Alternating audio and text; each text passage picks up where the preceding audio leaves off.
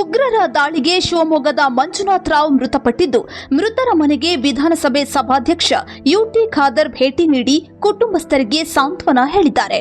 ಶಿವಮೊಗ್ಗ ನಗರದ ವಿಜಯನಗರದಲ್ಲಿರುವ ಮನೆಗೆ ಭೇಟಿ ನೀಡಿದ ಸ್ಪೀಕರ್ ಮಂಜುನಾಥ್ ರಾವ್ ಪತ್ನಿ ಪಲ್ಲವಿ, ಮಗ ಅಭಿಜಯ್ ಸೇರಿದಂತೆ ಕುಟುಂಬಸ್ಥರಿಗೆ ಸಾಂತ್ವನ ಹೇಳಿದರು.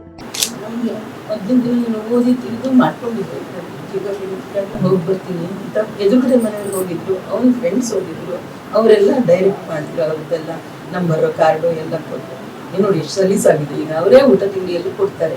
ನಾನು ಏನು ಮಾಡೋದು ಬೇಡ, ದುಡ್ಡು ಕಟ್ಟಿದ್ರೆ ಸಹಿ ಅಂತ ನಾನು ಬೇಡ ಅಂತೀನಿ ಅಂತ ನನಗೆ 2 ದಿವಸದ ಮುಂಚೆ ಹೇಳಿದ್ದೆ ಅಷ್ಟೇ.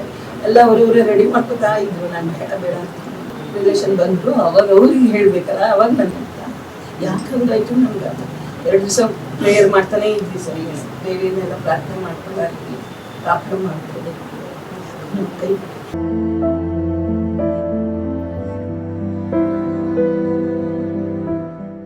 ಈ ವೇಳೆ ಘಟನೆ ಬಗ್ಗೆ ಪಲ್ಲವಿ ವಿವರ ನೀಡಿದರು. ಈ ರೀತಿ ಯಾರಿಗೂ ಆಗಬಾರದು. ಪ್ರವಾಸಿ ತಾಣದ ಬಗ್ಗೆ ಸಾರ್ವಜನಿಕರಿಗೆ ಅರಿವು ಮೂಡಿಸಬೇಕು. ಉಗ್ರರನ್ನ ಸುಮ್ಮನೆ ಬಿಡಬಾರದು ಎಂದು ಪಲ್ಲವಿ ಸ್ಪೀಕರ್ಗೆ ಮನವಿ ಮಾಡಿದರು. ಕಣ್ಣೆದ್ರಿಗೆ ತಂದು ನೃತ್ಯ ಮಾಡೋದು, ಅದಕ್ಕೆ ಎಲ್ಲವರು ಇದ್ದು ಅನಾಥವಾಗಿ ಅವರಿಬ್ರು ಎದುರಿಸಿ ಬಂದ್ರಲ್ಲ, ಸಂತ ಆಗುತ್ತೆ.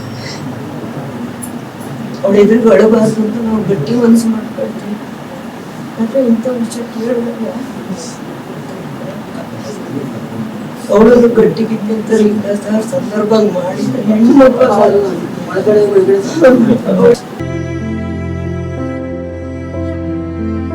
ಈ ವೇಳೆ ರಾಜ್ಯ ಸರ್ಕಾರ ನಿಮ್ಮ ಜೊತೆ ಇದೆ ಎಂದು ಯುಟಿ ಖಾದರ್ ಧೈರ್ಯ ತುಂಬಿದರು. That's